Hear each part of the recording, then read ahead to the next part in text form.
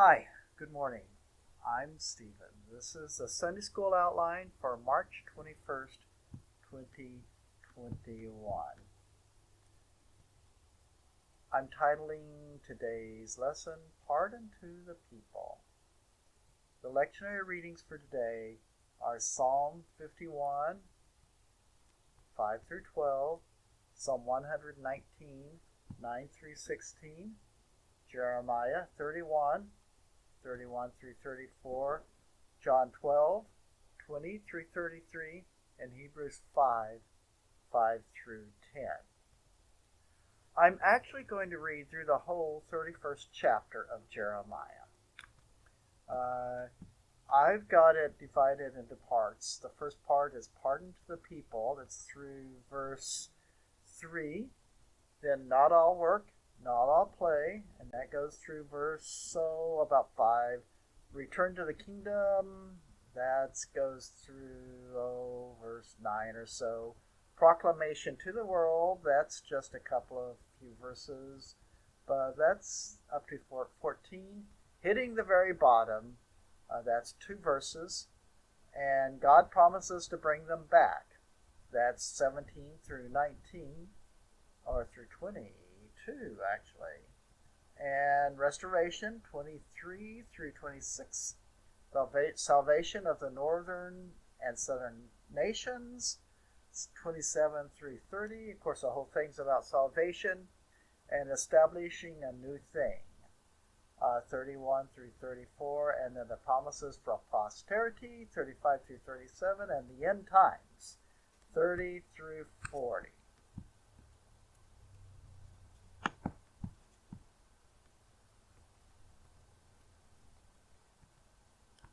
Now, I think I picked off more than I could actually choose. So as I try to limit these lessons to 15 minutes, so I'll start at the beginning and natter on in my usual way and just do some of very basic comments toward the end. So pardon to the people. At the same time, saith the Lord, I will be God of all the families of Israel, and they shall be my people. At the same time, the time that God saves the nation of Israel, is already right in the middle of these prophecies. God will also be the God of all the families of Israel. Now, if Christians are truly children of the promise of the Messiah, then that includes us too. And we who are the people of God, you can look up that tidbit elsewhere. But it's talked about a lot in the New Testament.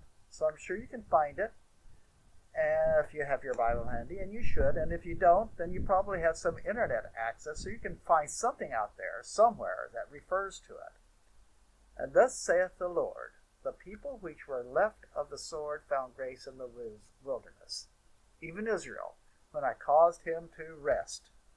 Jeremiah the prophet is writing from a violent, war-torn era. His nation is being torn apart before his eyes, and God says that those who get through this perilous time will find grace and rest. This is a few generations, not very many, after the northern kingdom was carried off into captivity. And the Lord appeared of old unto me, saying, Yea, I have loved thee with an everlasting love. Therefore with loving kindness have I drawn thee. God tells the nation of Israel that he has never stopped loving them. Sure, life sucks for them right now. They're getting conquered and massacred, but God is right there with them. Not all work, not all play. That's a different section. And again, I will build thee, and thou shalt be built, O Virgin of Israel. Thou shalt again be adorned with thy tabrets, and shall go forth in dances of them that make merry.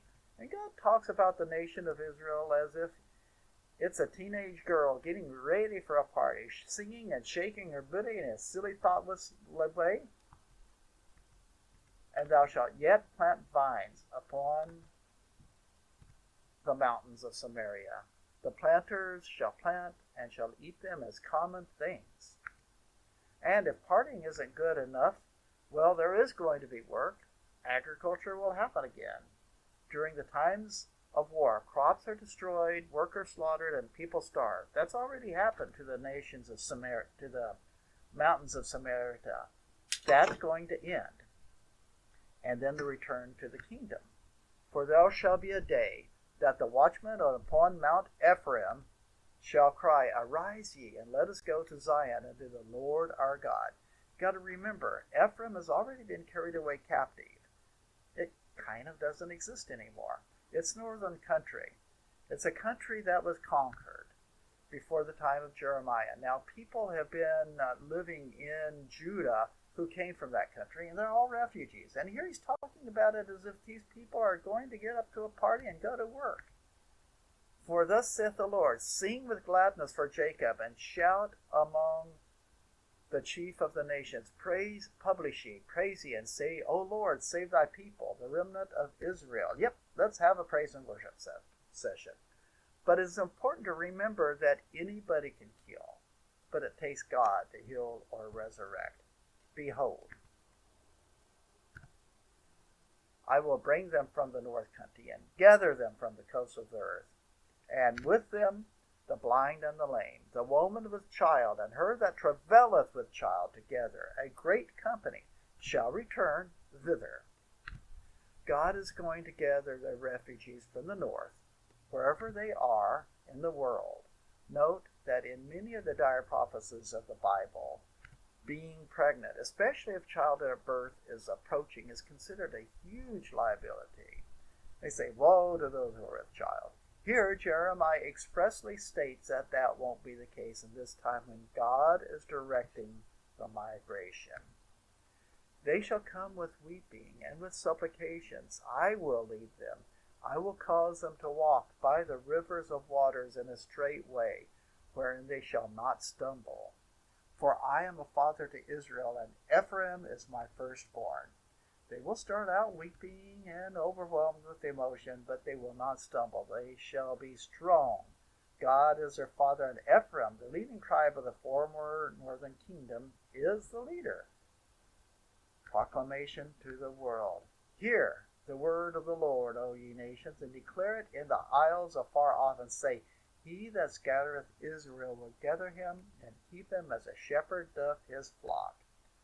Part of this prophecy talks about the nation as if it is a female entity, and part of it talks as if it's a masculine entity. Now, there's probably lots of reasons for that, but I think that that's because God is not limited to any gender language. The prophet Jeremiah is just doing his best to be coherent. For the Lord has redeemed Jacob, and ransomed him from the hand of him that was stronger than he. And now God is talking about Jacob, not Ephraim. Jacob was Ephraim's patriarch, and Ephraim is a tribe that descended from one of Jacob's sons, or grandsons, actually. Ephraim and Manasseh were Joseph's, the dreamer's, sons. Therefore they shall come and sing in the height of Zion, and shall flow together to the goodness of the Lord. For the young of the flock and of the herd and their souls shall be watered, as a watered garden, and they shall not sorrow any more at all. Zion is, I believe, a district in Jerusalem. It's the capital of the southern kingdom. It, I believe, was originally the word for the fortress that David captured before Jerusalem became his capital. Zion and Jerusalem are almost interchangeable, and most of us don't really care about the difference. But they carried probably back in Jeremiah's day. Then shall the virgin rejoice and dance, both the young men and old together. For I will turn their mourning into joy, and will comfort them, and make them rejoice from their sorrow. And now we're getting back to partying, but the old people will get to party too. The point is that they can put the bad times behind them. And I will satiate the soul of the priest with fatness, and my people shall be satisfied with my goodness, saith the Lord. It grosses me out. But it doesn't mean that the people are going to just sit around eating grease. They will have enough, and maybe a little bit extra. That's what it means.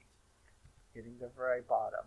Thus saith the Lord, a voice was heard in Ramah, weeping, lamentation, Rachel weeping for her children, and she refused to be comforted for her children because they were not. Now, I believe Ramah is in the north part of the northern kingdom, where Galilee would be eventually, and not near Bethlehem, as it's talked about in the Gospels later. Jeremiah talks about the horrible grief of losing your children. Thus saith the Lord, refrain thy voice from weeping, and thine eyes from tears, for thy work shall be rewarded, saith the Lord, and they shall come again from the land of the enemy. And so it's going to be all over with, and God promises to bring them back, and there is hope in thine end, saith the Lord, that thy children shall come again to their own border. I have surely heard Ephraim bemoaning himself thus, Thou hast chastised me, and I was chastised, as a bullock and accustomed to the yoke. Turn thou me, and I shall be turned, for thou art the Lord my God. Surely, after I was turned, I repented, and after I was instructed, I smote upon my thigh. I was ashamed, yea, even confounded, because I did bear the reproach of my youth. Ephraim here is a personification of disenfranchised persons everywhere. They kind of blame themselves for the misfortunes, don't they? Well, is Ephraim my dear son? Is he a pleasant child? For since I spake against him, I do earnestly remember him still. Therefore my bowels are troubled for him. I will surely have mercy upon him, saith the Lord. But God will break through that and reach that miserable person as Ephraim. Set thee up waymarks, make thee high heaps, set thine heart toward the highway, even the way which thou wentest. Turn again, O Virgin of Israel, turn again to these thy cities. Oh, back from being a guy to a girl again. Really confusing here, isn't it? And how long wilt thou go about, O thou backsliding daughter? For the Lord hath created a new thing in the earth. A woman shall compass a man. Now, talking about gender confusion, I looked up this passage. Some translators got so upset about the last sentence that they take out the woman part completely and just say that men will be okay or some such silly thing. I'm not sure what it means, and maybe Jeremiah wasn't sure. But it was prefaced with something profound, that the Lord is creating something new. And then he says something that most of the time gets translated as women in dominance. That's supposed to be a big hum. Restoration. And thus saith the Lord of hosts, the God of Israel. You know, a person could take this and preach that women have to be equal before there's restoration. I wonder if that's true. And as yet they shall use this speech in the land of Judah and in the cities thereof, when I shall bring again their captivity. The Lord bless thee, O habitation of justice and mountain of holiness. And there shall dwell in Judah itself, and in all the cities thereof, together husbandmen, and they that go forth with flocks. For I have satiated the weary soul, and I have replenished every sorrowful soul. Upon this I awaked, and behold, my sleep was sweet unto me. Now, this is what we want to hear. God restore us from sorrow. And verse 26 emphasizes the luxury every person should have, feeling refreshed in the morning. Upon this I awaked, and behold, my sleep was sweet unto me. The salvation of the northern and southern nations. Behold, the days come, saith the Lord, that I will sow the house of Israel and the house of Judah with the seed of man and with the seed of beast. And there shall come to pass that like as I have watched over them to pluck up and to break down and to throw down and to destroy and to afflict, so will I watch over them to build and to plant, saith the Lord. So God is a Lord of building the sins of the fathers. In those days shall they say no more, the fathers have eaten the sour grape, and the children's teeth are set on edge. But every man shall die for his own iniquity. Every man that eateth the sour grape, his teeth shall be set on edge. This may be the most important section of the chapter. People like to, and still some do, like to punish people they can get to for something someone out of reach did, or is accused of doing. God said that's not good. Establishing a new thing, behold, not just women's equality, Behold, the days come, saith the Lord, that I will make a new covenant with the house of Israel and with the house of Judah, not according to the covenant that I made with their fathers in the way that I took them by the hand to bring them out of the land of Egypt, which my covenant they broke, although I was an husband unto them, saith the Lord. But this shall be the covenant that I make with the house of Israel. After those days, saith the Lord, I will put my law in their inward parts, and write it in their hearts, and will be their God, and they shall be my people. Everyone has their own relationship with God. And they shall teach no more, every man his neighbor, and every man his brother, saying, Know the Lord, for they shall all know me, from the least of them unto the greatest of them, saith the Lord. For I will forgive their iniquity, and I will remember their sin no more. Very Baptist here. Priesthood of the believers. We all have a line to God. No one needs to go through anybody else to get to God. You don't need me. I don't. Well, I find it flattering that some people are watching my video, but you don't really need me. This is the work of Jesus and the Holy Spirit. God doesn't tally up wrongs or iniquities. So now we get to the eschatological. This last part seems to me at least to talk about the end times. Promises for posterity. Thus saith the Lord, which giveth the sun for a light by day, and the ordinance of the moon, and of the stars for a light by night, which divideth the sea when the waves thereof roar. The Lord of hosts is his name. For those ordinances, if those ordinances depart from before me, saith the Lord, then the seed of Israel also shall cease from being a nation before me forever. Thus saith the Lord, if heaven above can be measured, and the foundations of the earth searched out beneath, I will cast off all the seed of Israel for all that they have done, saith the Lord. Basically, in other words, if you can get down to the bottom, now we know we can't. It's molten down there. We're not going to be down there. And if you can go all the way up to heaven, it's not going to happen. That's millions and millions of light years away. You and I aren't going to go there. So basically, if you could do all that, then maybe God will say there will no longer be a nation of Israel. The promise is basically like the promise of the rainbow, where God says that as long as such a thing as a natural law, like weather and the stars, God will love and protect Israel. And now the end times. Behold, the days come, saith the Lord, that the city shall be built to the Lord for the tower of Hananiel unto the gate of the corner. And the measuring line shall yet go forth over against it upon the hill, Gareb, and shall compass about to Goah. And the whole valley of dead bodies, and of the ashes, and the fields, unto the brook of Kidron, unto the corner of the horse gate toward the east, shall be holy unto the Lord. It shall not be plucked up, nor thrown down any more forever. Now I'm thinking that Ezekiel has such a thing, where he talks about the temple being rebuilt. And John, the Revelationist, talks about the city of Jerusalem coming down from heaven. This is, I think, the same thing.